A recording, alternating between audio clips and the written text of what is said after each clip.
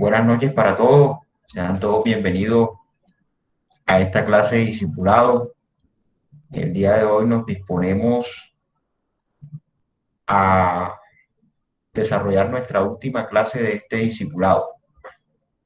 Con la clase que adelantamos el día de hoy, agotamos todo el temario del discipulado y quedan ustedes listos para tomar la decisión, si a bien lo tienen, de proceder al bautismo en agua.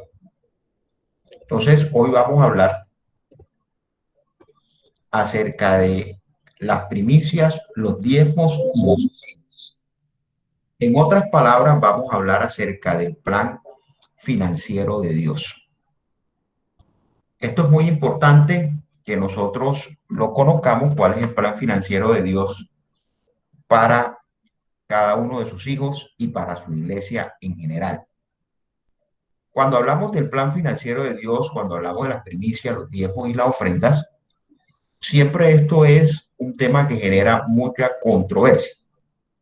Porque normalmente el corazón del hombre siempre está inclinado hacia lo económico, hacia los intereses de la riqueza, y a veces se afecta mucho cuando se tocan estos intereses. Entonces estos temas de las primicias, los tiempos y la ofrenda es un tema que suscita mucha controversia, pero que hoy vamos a ver a la luz de las escrituras lo que dice la Biblia respecto de las primicias, los diezmos y las ofrendas. No lo que dice el hermano José, no lo que dicen los pastores, no lo que dice X persona. Vamos simplemente a ver lo que dice la Biblia acerca de esto y vamos a ir haciendo un análisis y un estudio de estos temas para que podamos tenerlo claro y podamos sacar conclusiones, cada uno pueda sacar sus propias conclusiones respecto a lo que dice la Biblia. Como estos temas son álgidos y de mucha controversia, vamos a poner esta sesión en manos de Dios, vamos a hacer una oración para que sea el Espíritu Santo iluminándonos, guiándonos a toda la verdad. Padre, te damos gracias por tu amor, por tu misericordia, gracias por tu bondad, gracias por tu maravilla, Señor. En esta hora, Padre Celestial, te pedimos que tú, oh Dios, nos bendiga, Señor, que tú abras nuestro entendimiento y que esta palabra que estudiaremos hoy, los textos bíblicos que estudiaremos hoy, Señor, Padre, sean iluminados por tu Espíritu Santo. Que sea tu Espíritu Santo trayendo el entendimiento a cada uno de nosotros y la interpretación correcta a cada uno de estos textos.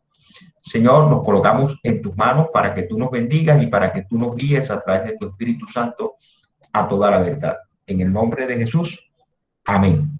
Amén. Bueno, les decía entonces que cuando hablamos de los diezmos, las ofrendas y las primicias, hablamos del plan financiero de Dios. Humanamente hablando, la iglesia es una empresa administrable, una empresa cuyo objetivo primordial es ofrecer salvación eterna a través de el Evangelio de Jesucristo. En términos humanos, eso es la iglesia. La iglesia es una empresa administrable. Y dentro de esa empresa administrable, y como toda organización, para lograr su misión, la iglesia administra una amplia gama de recursos. Entonces tenemos unos recursos espirituales, que son unos recursos dados por Dios, tenemos los dones espirituales, tenemos unos recursos humanos, que son las personas que Dios ha agregado a su iglesia, y esos recursos también deben ser administrados por el liderazgo. Algunas personas se dedicarán a algunas cosas, otras se dedicarán al cuidado de la iglesia, otros se dedicarán a la enseñanza. Todo eso hace parte de la administración de la iglesia como organización o como empresa administrable, repito, en términos humanos, porque en términos espirituales la iglesia no es una empresa. La iglesia es el cuerpo de Jesucristo en términos espirituales. Pero para ponerlo sencillo y en términos humanos, hablamos de la iglesia como una empresa administrable. Y cuando hablamos de empresa, tenemos que entender que es un conjunto de bienes, un conjunto de recursos organizados para alcanzar, para desarrollar una actividad cuyo fin en este caso es la salvación de las almas.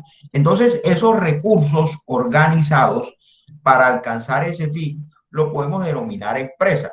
Y repito, hay recursos humanos, que son las personas que se dedican a servir en la iglesia.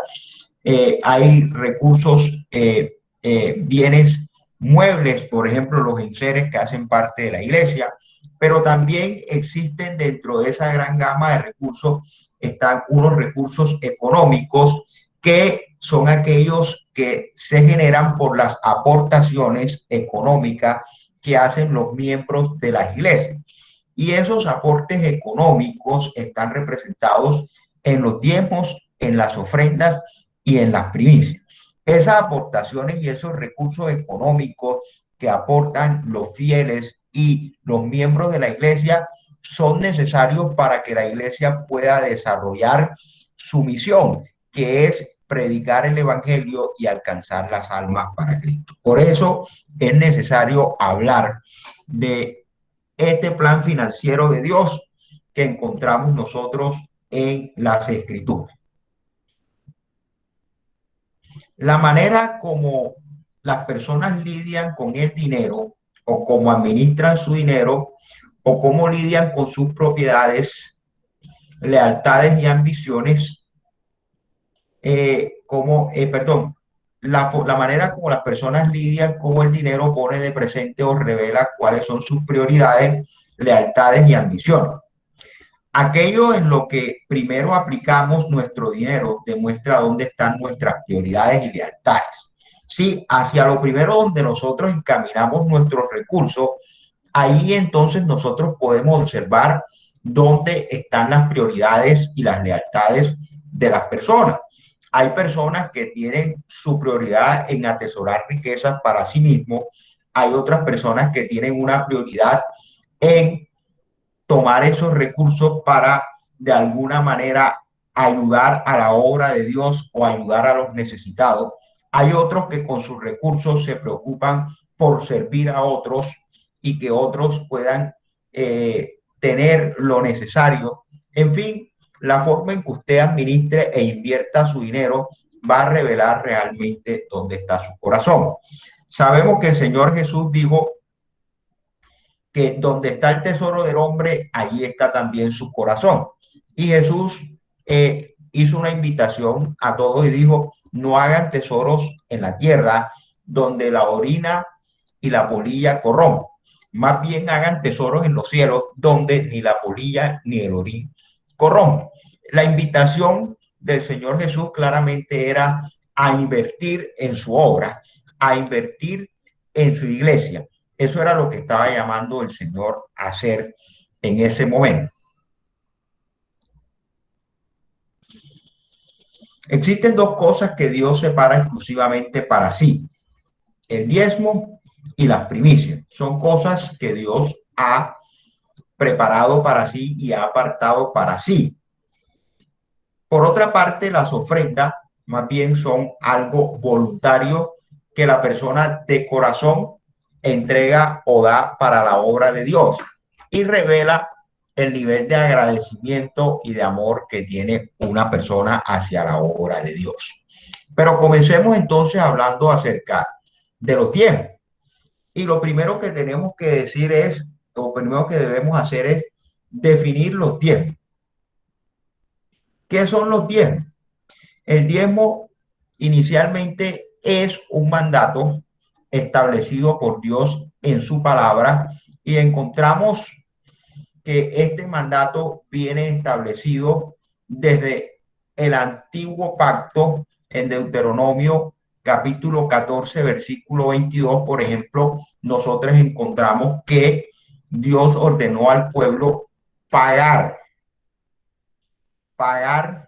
el diezmo. Y el diezmo es el 10% de lo que la persona genere como ingreso. Sea que ese ingreso sea salario, sea que ese ingreso sea honorario, sea que ese ingreso sea en especie, en la forma que esa persona produzca ingreso, Dios demanda para sí el diezmo de los ingresos que produzca cada persona. Entonces, eso es el diezmo. La palabra diezmo significa la décima parte de alguna cosa. El 10% de todo lo que nos viene a las manos debe ser entregado al Señor, porque el diezmo es santo, o sea, separado exclusivamente para Dios. Mire lo que dice el libro de Levítico, capítulo 27, versículo 32. Dios le da una orden aquí al pueblo de Israel y dice, y todo diezmo de vacas o de ovejas, de todo lo que pasa bajo la vara, el diezmo será consagrado a Jehová. Entonces sabemos que Israel, cuando peregrinaba por el desierto, era un pueblo que vivía de los rebaños y del ganado. Esa era su fuente de riqueza, esa era su fuente de explotación económica. Por eso en ese sentido Dios le dice que el 10%, el diezmo de las vacas y de las ovejas, de todo lo que pasare bajo la vara, en otras palabras, de todo lo que ellos tuvieran, debía ser consagrado a Dios. Entonces aquí tenemos este mandamiento. Existe una discusión respecto de los diezmos. Algunas personas dicen que el diezmo era algo del antiguo pacto, que no se menciona en el nuevo pacto, pero nosotros vamos a ver a través de las escrituras que el diezmo era una costumbre que incluso existía antes de que Dios diera los mandamientos a Moisés y al pueblo de Israel. Por ejemplo, cuando nosotros vemos a Abraham, Abraham pagó los diezmos a Melquisedec, sumo sacerdote, y Abraham es mucho antes de Moisés. De Abraham a Moisés hay más o menos una distancia de unos 600 a 800 años. Entonces era una costumbre que tenían los pueblos cananeos y que esa costumbre fue ratificada en las tablas de la ley que Dios dio a Moisés y que posteriormente, como vamos a ver más adelante, fue ratificada por nuestro Señor Jesucristo. Los diezmos y las primicias son algo que pertenece a Dios. Si tú dejas de entregarlo, Dios ha determinado esto como robarle a Él. Y así lo dice Malaquías 3, capítulo 3, versículo 8 al 9. Mire la pregunta que le plantea a Dios haciéndole un reclamo al pueblo de Israel. Dios le plantea la siguiente pregunta. ¿Robará el hombre a Dios? Pues vosotros me habéis robado. Y dijiste, ¿en qué te hemos robado? Y el Señor le responde, en vuestros diezmos y ofrendas. Malditos sois con maldición porque vosotros, la nación toda, me habéis robado.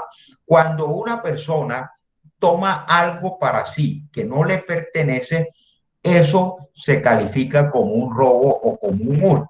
Aquí lo que Dios le está diciendo al pueblo es que ellos se han apropiado de lo que le pertenece a Dios, de aquello que Dios había mandado que debía ser consagrado a Él y que debía ser para Él, como son los diezmos y como son las primicias. Al haberse ellos, haberse el pueblo apropiado de esos diezmos y de esas primicias, sin llevarlos al templo, sin llevarlos al alfolí, entonces Dios vio esto como un acto de haberle robado y así se lo hizo saber al pueblo. Entonces, mire lo grave que puede ser en términos bíblicos el desconocer el pago de los diezmos y de las primicias. Ahora bien, el diezmo tiene un objetivo. Los diezmos y las primicias tienen un objetivo, lo que son los diezmos, primicias y ofrendas, tienen un objetivo y un fin principal, y es sostener la obra de Dios. Y sostener la obra de Dios, y hay que hablar muy claramente, no es solamente sostener el pago de los servicios públicos, sino también adquirir todo lo necesario para que la obra avance, hacer las inversiones que se requieran para que la obra avance y también preocuparse por el pago de los salarios de los que sirven en la obra de Dios y que de alguna manera trabajan para la obra de Dios. En Colombia, por la falta de cultura, en este sentido, la falta de educación en cuanto al plan financiero de Dios, la mayoría de los pastores y personas que sirven en el templo como maestros no reciben salario, no reciben salario. Pero en otros países, estas personas sí reciben salario. Incluso usted se va a otras alas del cristianismo o a otras corrientes religiosas, como por ejemplo los mormones, el catolicismo. Cada uno de esos miembros recibe un salario, recibe un salario. ¿De dónde sale ese salario? ¿De dónde sale ese salario? De los diezmos, las ofrendas y las primicias que pagan los miembros de la iglesia. Y es que la misma Biblia dice, el apóstol Pablo dijo, el obrero es digno de su salario. Si una persona sirve en la iglesia, si el pastor está en la iglesia y se tiene que dedicar 24 horas a la iglesia o tiempo completo a la iglesia, lo correcto es que perciba de la iglesia su ingreso para sostenerse así y sostener a su familia. Eso se llama justicia, eso se llama equidad. Entonces el diezmo es dar el 10% de nuestro ingreso, pero la ofrenda es todo lo que doy fuera de mi diezmo. Entonces, todo aquello que doy por fuera del diezmo y de las primicias, lo catalogamos como ofrenda. El diezmo es el 10% de lo que yo percibo por ingreso. Las primicias son los primeros frutos de mi esfuerzo o de mi trabajo. Y la ofrenda es todo aquello que está por fuera de los diezmos y de las primicias. Es todo aquello que yo de manera liberal y voluntaria entrego. Entonces aquí tenemos el principio por el cual se fundamenta la ofrenda.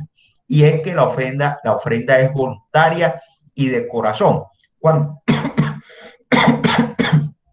cuando nosotros leemos la escritura, vamos a encontrar que la palabra de Dios dice, cuando hace un llamado a la ofrenda, a llevar ofrenda hacia los pobres y hacia el templo, dice, todo aquel que de corazón quiera traer una ofrenda. Y ahí está la expresión de corazón para determinar e indicar que la ofrenda es voluntaria y que tiene que partir del corazón de cada persona. En Primera de Corintios capítulo 9, el apóstol Pablo, hablando acerca de la ofrenda, habla que Dios bendice al dador alegre, aquel que da de corazón, aquel que da voluntariamente, pero que además lo hace con amor y que lo hace con alegría. Entonces, la ofrenda tiene que salir del corazón, tiene que ser voluntaria, y cuando es voluntaria y sale del corazón, quien da lo hace con alegría, no con enojo ni con tristeza, sino con alegría. Entonces, en ese sentido, nadie puede ser forzado a dar una ofrenda, porque la ofrenda es algo voluntario, ni nadie puede ser obligado a dar una ofrenda. En cuanto a los diezmos y en cuanto a las primicias, sí constituyen un mandato, son de obligatorio cumplimiento. Sin embargo, eso es cuestión entre el hombre y Dios. Ningún hombre, ningún hombre debería estar detrás de un miembro de la iglesia, ningún pastor debe estar detrás de un miembro de la iglesia persiguiéndole para que pague diezmos y ofrendas. Los diezmos y ofrendas van a revelar el carácter fiel de los miembros de la iglesia y su lealtad y su fidelidad a Dios. También revela el grado de fe y de madurez que tiene una persona, porque cuando una persona cree en el plan financiero de Dios, cree que si le cumple a Dios con los diezmos, Dios cumplirá su promesa de librarlo del devorador, y que si entrega sus primicias, Dios entonces multiplicará su cosecha y su sementera. Eso revela el grado de fe de la persona.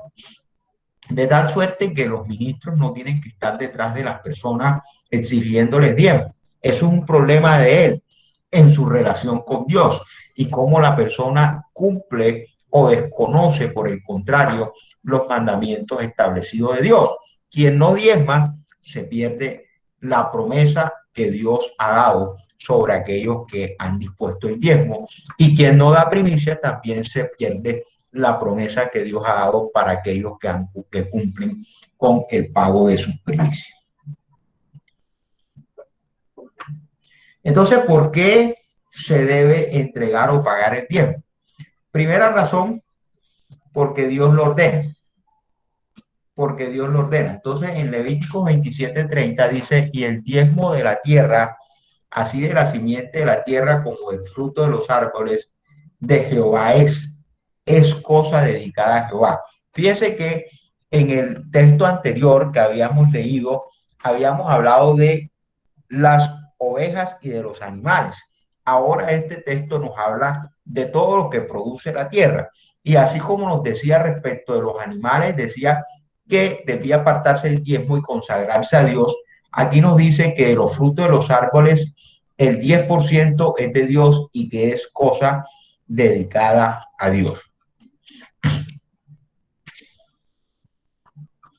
Fíjese que otra razón que nosotros tenemos para pagar los diezmos es que aunque muchas personas dicen que los diezmos son cosas del antiguo pacto y que no fueron tratadas en el nuevo pacto, ¿verdad? Vemos que Jesús ratificó este mandamiento. A pesar de que los escritores y los apóstoles no hacen referencia a los diezmos, porque se centraron más bien en los hechos y la predicación del Evangelio de Jesucristo, no podemos desconocer que en Mateo 23:23 el Señor Jesús ratificó el pago de los diezmos. Cuando le preguntaron acerca de las ofrendas y los diezmos, mire lo que preguntó el Señor Jesús. Dijo, hay de vosotros escribas y fariseos, hipócritas, porque diezmáis. Entonces ya ahí el Señor Jesús está hablando de los diezmos, porque diezmáis la venta y el eneldo y el comino, y y dejáis lo más importante de la ley, la justicia y la misericordia y la fe.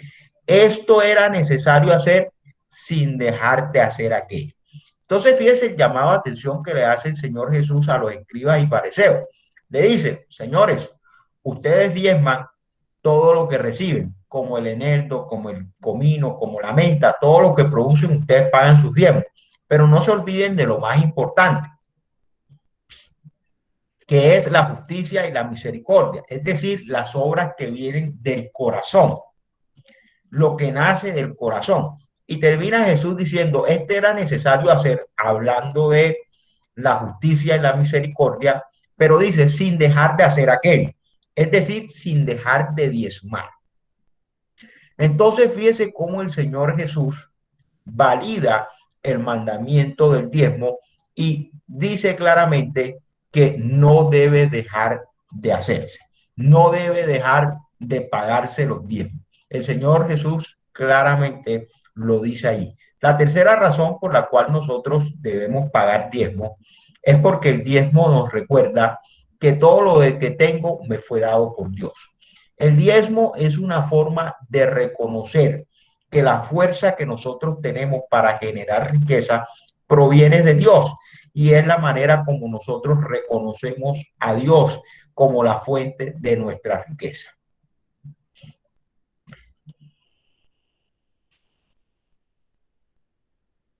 La otra razón por la que nosotros debemos pagar diezmo es porque el diezmo expresa mi gratitud y mi fidelidad a Dios. Cada uno con la ofrenda de su mano, conforme a la bendición que Jehová tu Dios te hubiere dado. Es lo que dice Deuteronomio capítulo 16:17. Entonces, allí es claro que el diezmo no solamente revela la fidelidad del creyente, sino también un corazón agradecido, como también se revela a través de la ofrenda. Como ya habíamos dicho antes, dejar de pagar el diezmo lo considera Dios como un robo, porque ya hemos visto que el diezmo es algo que es dedicado a Dios y consagrado a Dios, por lo tanto le pertenece.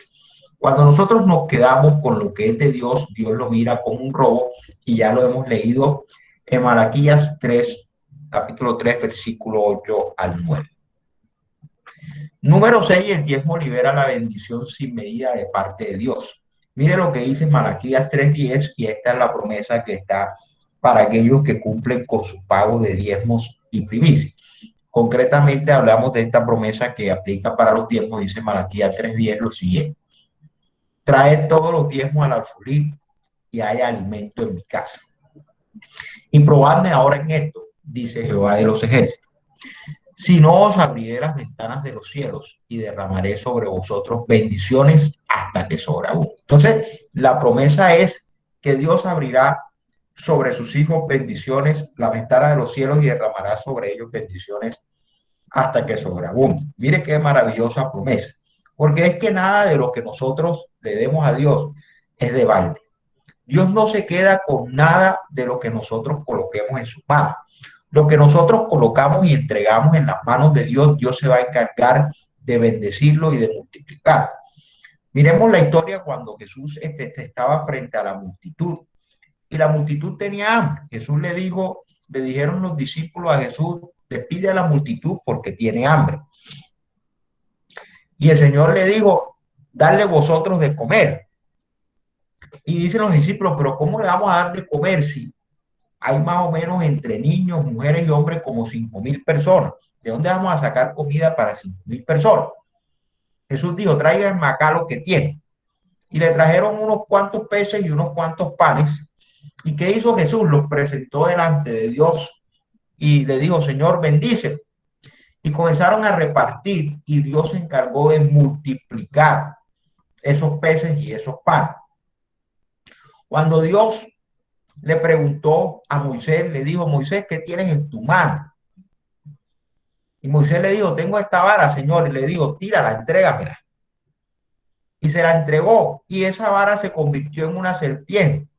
Y le dijo, tómala. Y Moisés tenía miedo de tomarla porque una serpiente. Y luego se la entregó nuevamente. Y con esa vara fue que Moisés dividió el mar. Fue que Moisés golpeó la roca y la roca brotó agua. Con esa vara fue que Moisés hizo todos los grandes prodigios y milagros que nosotros leemos en las Escrituras. Entonces, nada de lo que nosotros le entreguemos a Dios, Dios se va a quedar con él. Dios lo que hace es tomar lo que nosotros le entregamos, bendecirlo y multiplicarlo y devolvernos los multiplicados. Como dice la promesa, pruébenme ahora en esto, a ver si no abriré las ventanas de los cielos y derramaré sobre vosotros bendiciones hasta que sobreabunde. Mire qué maravillosa promesa. Le entregamos a Dios el 10% y el Señor por ese 10% se encarga de derramar sobre nosotros bendiciones hasta que sobreabunde. Mire si ese no es en términos financieros un maravilloso negocio. Por un 10% que usted tributa de sus ingresos a Dios, Dios le está derramando bendiciones hasta que sobren y abunden. Ahora bien, otra discusión que se ha suscitado y que es muy común entre muchas personas es saber cómo se pagan los diezmos y a dónde y a quién se le pagan los diezmos. Aquí esta palabra dice traer los diezmos al alfolí.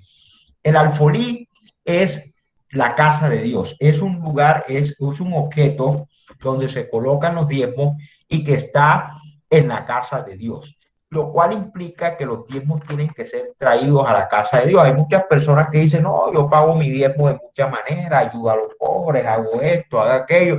No, el diezmo no es ayuda a los pobres. Las ayudas a los pobres también son necesarias y son bendición para Dios, pero no es diezmo. El diezmo hay que traerlo a la casa de Dios. Así fue la forma como Dios lo instituyó, porque es que el diezmo tiene un propósito fijo y definido, tiene una destinación específica el diezmo. Y la destinación del diezmo no es para los pobres, la destinación del diezmo es para suplir los gastos que se necesiten para sostener la iglesia, la obra de Dios y los ministros. Entonces, el 10% es una figura que se optó para el sostenimiento de los que sirven en el templo, para poder pagarles un salario, pero también para poder tener los recursos necesarios para llevar a cabo la obra de Dios. Entonces, el diezmo no es llevárselo a los pobres, el diezmo es traerlo a la iglesia, como dice su palabra en Malaquías 3:10, traer todos los diezmos al alfolí y haya alimentos, en otras palabras, hayan recursos y provisión. ¿En dónde? En mi casa, no en otra parte, en mi casa. Entonces, eso debemos tenerlo también muy claro. Las primicias, como les había dicho, las primicias son los primeros frutos del esfuerzo de una persona. Eso se entiende por primicia. Éxodo capítulo 13, versículo 2 dice, Dios allí da un mandamiento al pueblo de Israel y en ese mandamiento le dice, conságrame todo primogénito, cualquiera que abre matriz entre los hijos de Israel, así de los hombres como de los animales, mío es. Entonces Dios manda a que le consagren las primicias de los hijos de los hombres como también de los animales y también de los frutos y de toda cosecha. 16 veces en la escritura se declara que el primogénito pertenece al Señor. 16 veces. Este es un principio importante de la palabra de Dios. Las primicias de cualquier cosa le pertenecen exclusivamente a Dios.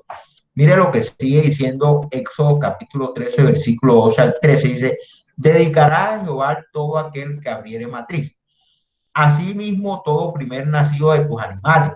Los machos serán de Jehová, mas todo primogénito de asno redimirás con un cordero. Y si no lo redimes, quebrarás su servicio. También redimirás al primogénito de tus hijos. Entonces, la regla era que el primogénito debía ser sacrificado o redimido. Entonces, ¿cómo lo redimía? Con el pago de un precio. Se tasaba un precio por ese primogénito que tenía que ser llevado al templo. Esa era la costumbre y así se practica en el pueblo de Israel. Por esa razón se le conoce a Jesucristo como el primogénito entre los hijos de Dios. Y por esa razón a Jesús se le conoce como el cordero del sacrificio, el cordero inmolado en la cruz. Como primogénito, Jesús fue sacrificado en la cruz del Calvario por nuestros pecados. Los primeros frutos deben ser ofrendados. Mire lo que dice Éxodo capítulo 34, versículo 26, dice, las primicias de los primeros frutos de tu tierra llevarás a la casa de Jehová tu Dios. Las primicias de los primeros frutos llevarás a la casa de Jehová tu Dios. Y entonces aquí nos deja claramente el cómo y dónde se deben pagar o llevar esas primicias. No es que esas primicias, como dice algunos, no, yo la llevo y se la doy a los pobres o hago unas donaciones por aquí. No, las donaciones son bien, son muy buenas. Que usted tenga un corazón generoso está muy bien, pero también tiene que tener un corazón obediente. Y cuando se trata de unos mandamientos, aquí no hay discrecionalidad, ni es lo que a usted le parezca o a mí me parezca, es lo que dice Dios en su palabra. Y Dios en su palabra es claro en decir, los diezmos y las primicias se llevan al templo, se llevan a la casa de Dios. Llévelo al lugar donde usted decida congregarse, allí para que haya recursos suficientes para que esa obra pueda seguir adelante.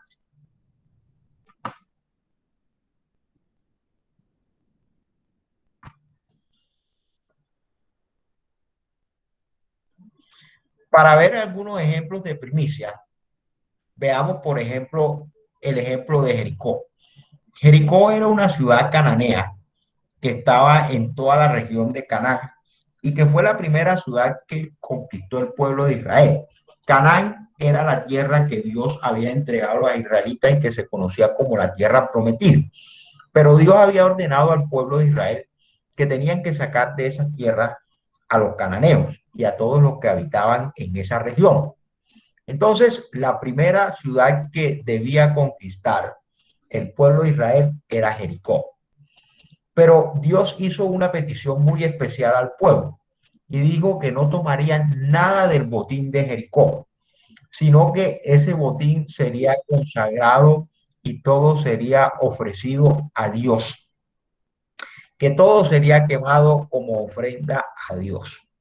¿Por qué? Porque Dios reclamaba de esa primera ciudad todo el botín como primicia entre las ciudades que había de conquistar el pueblo de Israel. Sin embargo, aconteció un hecho que un hombre llamado Acán tomó del botín, vio un manto vio unas piezas de oro y vio algunas cosas que codició y las tomó para sí. Eso trajo sobre el pueblo de Israel una terrible maldición y trajo que en lo sucesivo, en la siguiente lucha y en la siguiente batalla, el pueblo de Israel fuera derrotado a causa de la desobediencia. Cuando nosotros desconocemos y robamos a Dios, abrimos la puerta para ser derrotados por el devorador y para ser derrotados por nuestros enemigos. Cuando nosotros respetamos lo que es de Dios y somos obedientes al plan financiero de Dios, tengamos certeza y tengamos fe que Dios va a cumplir su promesa y Dios va a librar nuestras finanzas, nuestros bienes de el devorador. Y no solamente eso, sino que Dios también abrirá las ventanas de los cielos para que caigan lluvias de bendiciones sobre nosotros, bendiciones sobreabundantes. También tenemos otro ejemplo en las escrituras, que es el ejemplo de Abel y de Caín. Todos conocemos en Génesis capítulo 4 la historia de Caín y de Abel. Cuando ambos trajeron una ofrenda a Dios. Pero ¿cuál fue la diferencia entre la ofrenda de Abel y la ofrenda de Caín? Dice la Biblia que Caín trajo del fruto de la tierra una ofrenda a Dios. Sin dar más detalles, simplemente dijo del fruto de la tierra trajo una ofrenda a Dios. Mas Abel trajo también de los primogénitos de sus ovejas. Entonces, fíjese, aquí está la distinción y por la cual Dios se agradó de la ofrenda de Abel. Abel trajo los primogénitos. Es decir, imagínense Abel con un rebaño de ovejas y esperando con esa, no sé, Abel tenía, supongamos que tenía 4, 5, 10 ovejas y ese era su rebaño y estaba esperando que esas ovejas dieran sus primeras crías. Y cuando finalmente dieron sus primeras crías, Abel no dijo, esto es para mí, porque son los primeros frutos de mi esfuerzo. Ya después, cuando yo tenga más, entonces les llevo una y se las ofrendo al Señor. No, Abel no esperó tener más. Abel cogió lo primero e inmediatamente fue y se lo consagró a Dios, la sacrificó delante de Dios. Eso fue lo que le agradó a Dios de la ofrenda de Abel, que Abel le dio el primer lugar, le dio lo primero. Es que Dios no es un Dios segundón. Dios no quiere estar en segundo lugar. Dios quiere de nosotros lo mejor. Dios quiere de nosotros lo primero. Por eso las primicias yo las puedo llamar como lo mejor de lo mejor. Cuando usted da una primicia, usted tiene que darle a Dios lo mejor de lo mejor, lo primero. Y la primicia se exigía que fuera sin defecto. Si era un macho cabrío, o si era una oveja, tenía que ser una oveja sin defecto. Por eso a Jesús se le llama como el Cordero de Dios. Y finalmente, cuando nosotros vemos que a Jesús lo juzgan, la sentencia que llega el mismo Poncio Pilato y el mismo pueblo es que Jesús no cometió ningún pecado y no cometió tampoco ningún delito. Es decir, Jesús no quebrantó ni la ley divina ni tampoco quebrantó la ley de los hombres. Entonces Jesús fue crucificado sin haber cometido delito ni pecado alguno. Era un macho sin defecto, era un cordero sin defecto, el que se sacrificó ahí en la cruz del Calvario por nuestros pecados, porque de eso se exige, eso es una condición que se exige de la primicia, que tiene que ser sin defecto. Por eso yo digo que la primicia es lo mejor de lo mejor que se aparta para Dios.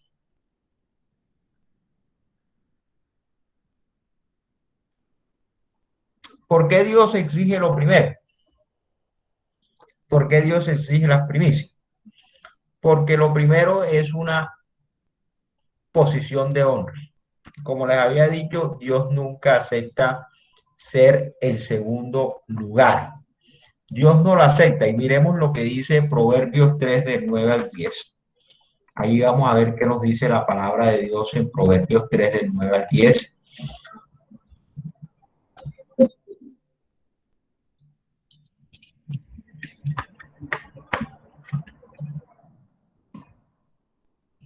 Ese es lo que dice Ahí en Proverbios 3 del 9 al 10 nos dice lo siguiente.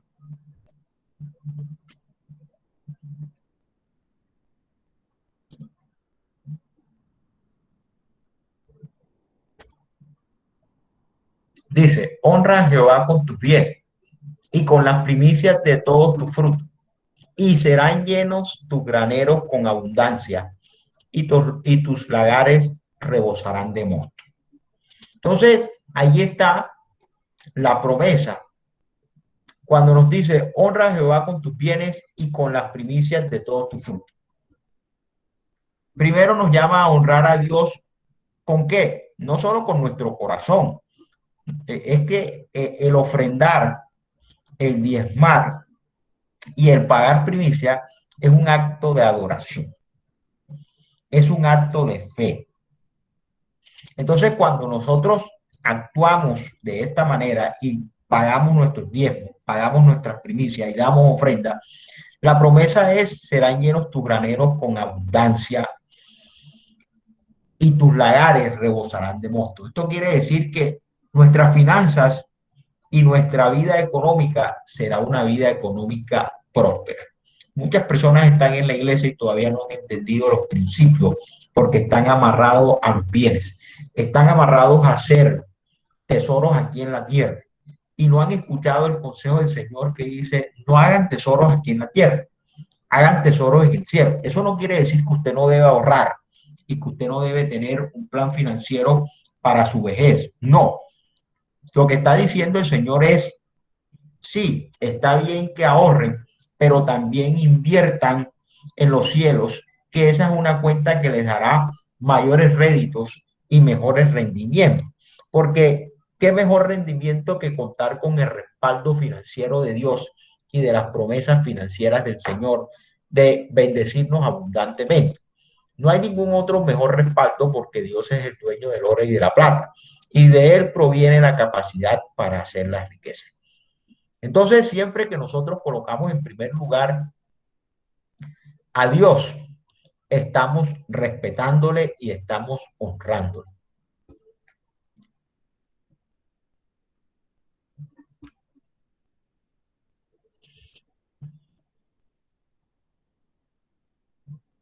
José, Sí, qué pena. José, pero entonces la primicia es el primer mes, la primera semana. O sea, ¿qué es la primicia? O sea, ¿a qué, o sea, a la qué, primicia, qué debe la recoger? primicia O es sea, el trayéndolo primer a estos fruto. tiempos, o sea, trayéndolo a estos Sí, tiempos presentes. trayéndola a una aplicación práctica, la primicia es el primer fruto de su esfuerzo.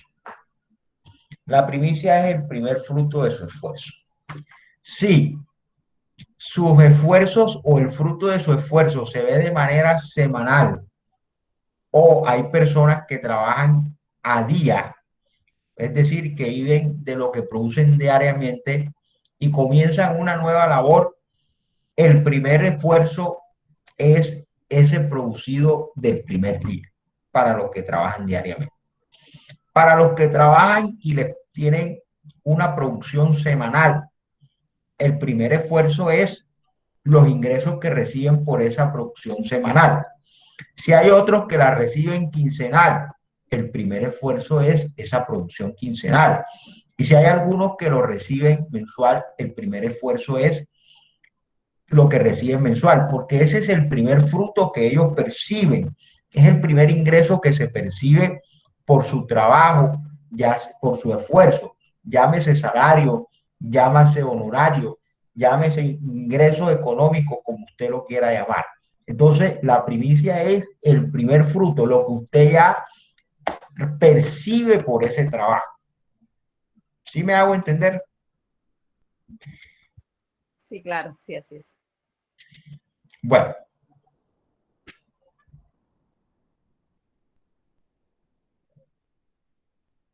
para concluir, entonces debemos recordar que Dios separó ciertas cosas exclusivamente para él, como son los tiempos y las primicias. Y que la ofrenda, por otra parte, es algo meramente voluntario y que atiende a la liberalidad de las personas y la generosidad de las personas para contribuir a la obra de Dios. Las primicias es algo que usted da por una sola vez. Usted puede dar una primicia si usted lo determina cuando usted comience una primera actividad y sea su primer fruto. Por ejemplo, los que viven de los negocios, una primicia puede ser el primer pago que reciban respecto de un negocio.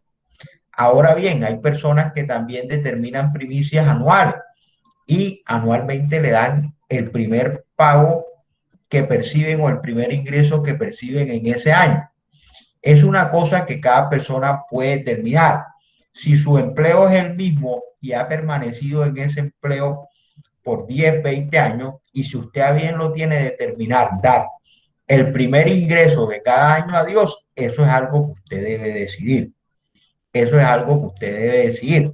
Repito, para los que trabajan con negocios, por ejemplo, el caso mío, que soy abogado y que tengo muchos negocios, mis ingresos no derivan de un solo negocio, derivan de mi actividad profesional, pero tengo varios negocios.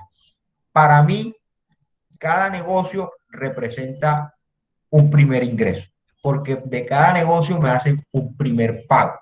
Y de ahí entonces debería salir una primicia de cada primer pago.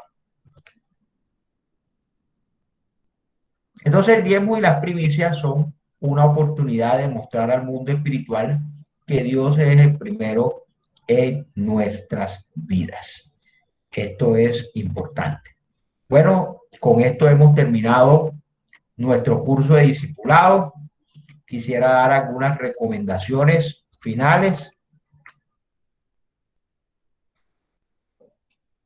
y estas recomendaciones van encaminadas a que procuremos, una vez terminado este curso de discipulado, y si usted a bien lo tiene o si se siente preparado, procure dar el paso hacia el bautismo en agua. El bautismo en agua es muy importante porque el bautismo en agua viene a ser la señal del nuevo pacto. El bautismo en agua viene a ser la señal del nuevo pacto, así como la circuncisión era la señal del antiguo pacto. Es la forma en que nosotros decidimos públicamente hacer parte de la iglesia de Jesucristo. Entonces, cuando nosotros nos bautizamos y el bautismo que nosotros practicamos, que es un bautismo de arrepentimiento de pecado, lo hacemos por inmersión. Eso quiere decir que vamos a un estanque de agua, llámese playa, llámese río, llámese piscina, pero que tenga un estanque de agua donde la persona pueda ser sumergida y luego pueda salir. Eso tiene una simbología y la explica el apóstol Pablo en su epístola. Cuando la persona está siendo sumergida, eso significa que la persona está muriendo al pecado y a su viejo hombre. Y cuando la levantan, significa que la persona nace a una nueva vida en Cristo y es un nuevo hombre. Entonces, yo les animo a que ustedes den el paso de ir a las aguas bautismales. Si ustedes han entendido este discipulado y si realmente tienen un corazón dispuesto, si se han convencido de que del Evangelio de Jesucristo les ofrece una salvación y una vida eterna. Si usted estos principios están en su corazón y usted realmente quiere apartarse del pecado y hacerse miembro de la iglesia para vivir una vida conforme a los principios de Dios, entonces le animo para que dé el paso de ir al bautismo. Si todavía se siente que no está preparado para dar el paso del bautismo, entonces toma la decisión de congregarse en una iglesia y de seguir asistiendo a los servicios que en este momento a través de los medios tecnológicos está ofreciendo FECO, la iglesia FECO Colombia. Entonces, a través de eso, usted va a ir adquiriendo más fe en la medida que vaya escuchando la palabra de Dios. Ese es otro consejo que le doy. Congréguese, así sea virtualmente, congréguese para que la palabra de Dios vaya alimentando su fe y usted vaya creciendo en el conocimiento de la palabra de Dios. Por otra parte, también le aconsejo que comience a enseñar a otros y a compartir con otros estas enseñanzas que usted escuchó en este discipulado. Y algo muy importante, continúe con su estudio personal. comience a leer la palabra de Dios y comience a escudriñar los textos bíblicos, de tal manera que usted pueda avanzar en su formación espiritual y en ese sentido pueda ir creciendo también de manera personal y creciendo espiritualmente. Esos son los consejos que tengo para darle.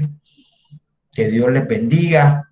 Muchas gracias a todos por haber asistido fielmente a este curso de discipulado, que ha sido un placer para cada uno de nosotros